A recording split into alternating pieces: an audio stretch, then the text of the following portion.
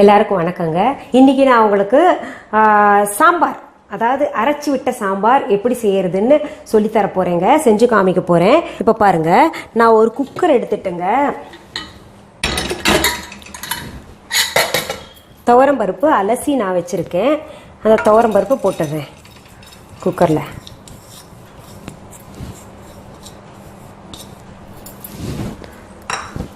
அதுலேயே இந்த 15 சின்ன வெங்காயம் உரிச்சு வச்சுருக்கேன் இல்லையா, அதை போட்டுக்கிறேங்க. இந்த முள்ளங்கி அரிஞ்சு வச்சுருக்கோம் இல்லையா, அதையும் அதில் போட்டுக்கலாம். அப்புறம் முருங்கைக்காய் அரிஞ்சு வச்சுருக்கேன்ல, அதையும் போட்டுக்கிறேங்க. இந்த உருளைக்கிழங்கும் போட்டுக்கிறேன்.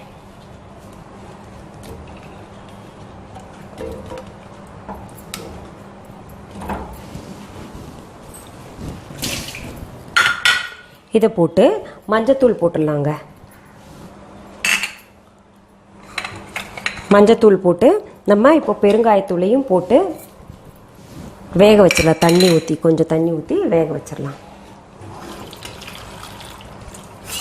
இந்த காய்கறியெல்லாம் மூழ்கிற அளவுக்கு தண்ணி ஊற்றிடணுங்க. பாருங்க, சரியா இருக்கு. இதை நம்ம ஒரு அடுப்பில் ஏற்றிடலாங்க.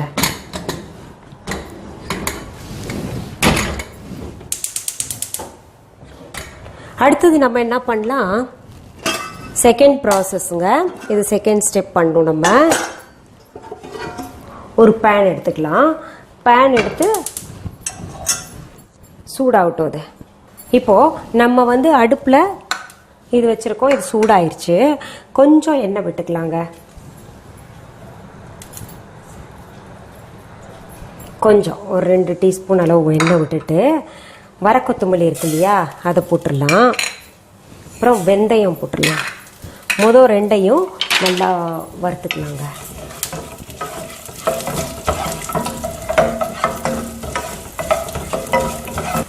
இப்போது இந்த வரமிளகாய் போட்டுக்கலாங்க.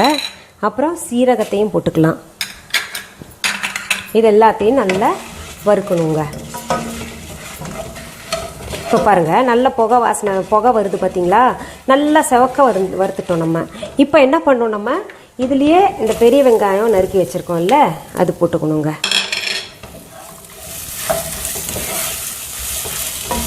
நல்லா ஹோட்டல் சாம்பார் மாதிரி இருக்குங்க. இன்னும் சொல்லணுன்னா அதை விட கூட சுவையாக இருக்கும்னு கூட சொல்லலாம். நம்ம அவ்வளோ நல்லா இருக்கும் இது. இப்போ இதை போட்டு வதக்கலாம். இப்போ பாருங்கள், இந்த வெங்காயம் ஒரு மாதிரி டிரான்ஸ்லூஷன் கலரில் ஆயிடுச்சு. ஒரு மாதிரி பிங்கிஷாக வந்துருச்சு இல்லையா. அதில் நம்ம என்ன பண்ணோம், அப்படி வந்தோடனே இந்த தக்காளி நம்ம நறுக்கி வச்சுருந்தோம் இல்லையா, அதையும் போட்டுக்கலாம். தக்காளியும் கொஞ்சம் நேரம் நம்ம இப்போ வதக்கணும். இப்போ பாருங்கள், நம்ம தக்காளி போடும்போது நல்லா முழுசாக இருந்தது இல்லையா, வெட்டி போட்டது. இப்போ பாருங்கள், ஒரு மாதிரி ஷ்ரிங்க் ஆகிட்டு ஜூஸ் அதிலேருந்து இறங்கிருச்சு. இப்போ என்ன பண்ணணும், நம்ம துருவி வச்ச தேங்காய் இது போட்டுடணும். போட்டு இதையும் நல்லா கலந்துடலாங்க.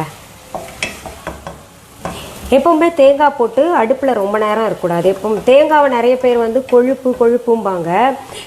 அந்த கொழுப்பு இது நல்ல கொழுப்புங்க தேங்காய் ஆக்சுவலாக. இன்னொன்று கொழுப்பு சத்தா எப்போ மாறுதுன்னா, நம்ம தேங்காவை அடுப்பில் வச்சு ரொம்ப நேரம் கிளறினா தான் அது கொழுப்பு சத்தா மாறும். நமக்கு போட்டு எப்போவுமே பொரியல்லையும் ஆகட்டும், எல்லாத்துலேயுமே தேங்காய் போட்டு உடனே கிளறி எடுத்துடணும். நம்ம இப்போ தேங்காய் போட்டு இது பண்ணியிருக்கோம் இல்லையா. இங்கே பாருங்கள், இப்போது கொஞ்சம் ஆற விட்டுறலாம் இதை. இப்போ பாருங்கள், நம்ம இது வதக்கி வச்சோம்ல எல்லாத்தையும், அதை இப்போ மிக்சியில் போட்டு நான் நல்லா அரைச்சிக்கிறேங்க. நல்லா கூழ் மாதிரி அரைச்சிக்கணும். அதில் என்ன பண்ணலாம், நம்ம இப்போது இந்த புளி இருக்கு இல்லையா, கரைச்சி வச்சது, அதையும் போட்டுக்கலாங்க.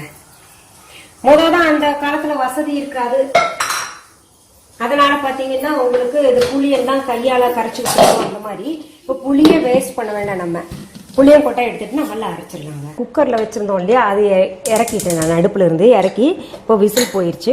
திறந்து பார்க்கலாம். பாருங்கள், காய்கறி எல்லாம் சரியாக வெந்திருக்கு. இங்கே பாருங்க, இப்படி இருக்குது, சரியாக வெந்திருக்குங்க.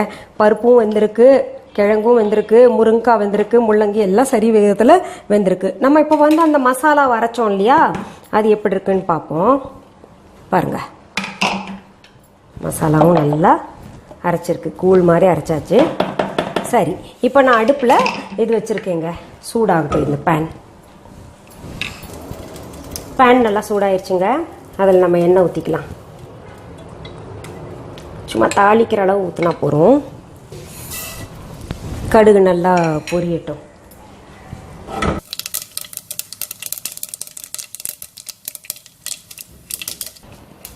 கடுகு நல்லா பொரிஞ்சிருச்சுங்க. இப்போ நம்ம வந்து அதில் இந்த மசாலா ஊற்றிக்கலாம்.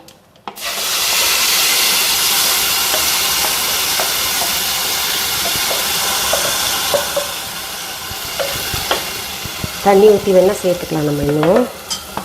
அப்புறம் இந்த நம்ம வேக வச்சு வச்சுருக்கோம் இல்லையா குழம்புக்கானதெல்லாம், அதையும் போட்டுக்கலாங்க.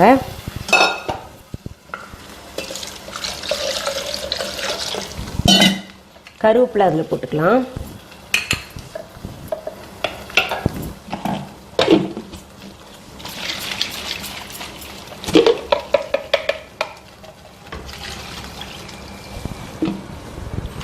நமக்கு எவ்வளோ திக்னஸ் வேணுமோ அதுக்கேற்ற மாதிரி நம்ம தண்ணி ஊற்றிக்கலாம். ஏன்னா நம்ம இட்லிக்கு தொட்டுக்க போகிறோம். இதை பாருங்க, நல்லா கலந்து விட்டுலாங்க. இதை இன்னும் கொஞ்சம் திக்காகவே இருக்குது, நம்ம தண்ணி வேணால் சேர்த்துக்கலாம்.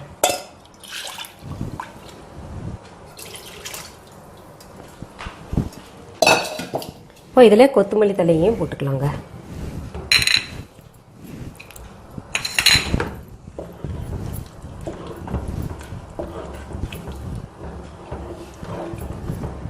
கொஞ்சம் உப்பை சேர்த்துக்கலாங்க.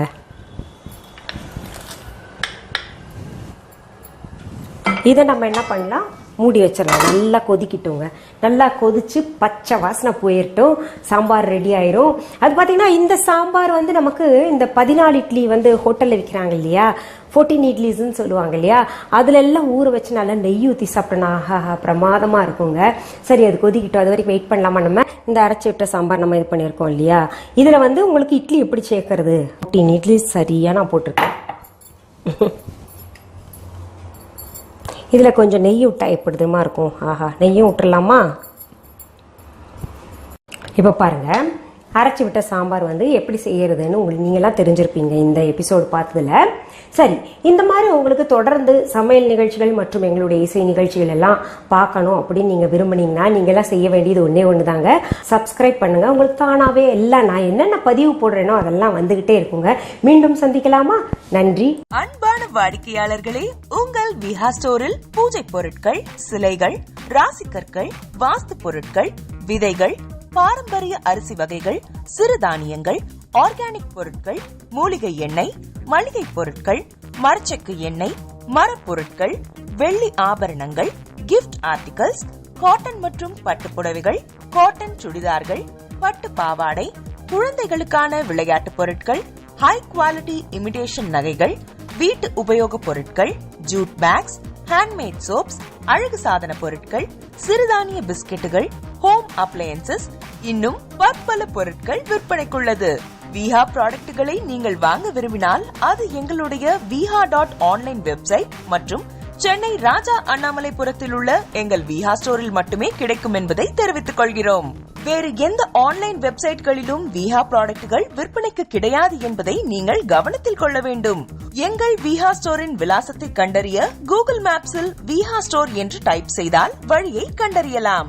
www.viha.online வெப்சைட்டிலும் விஹா ஸ்டோரின் அட்ரஸ் உள்ளது.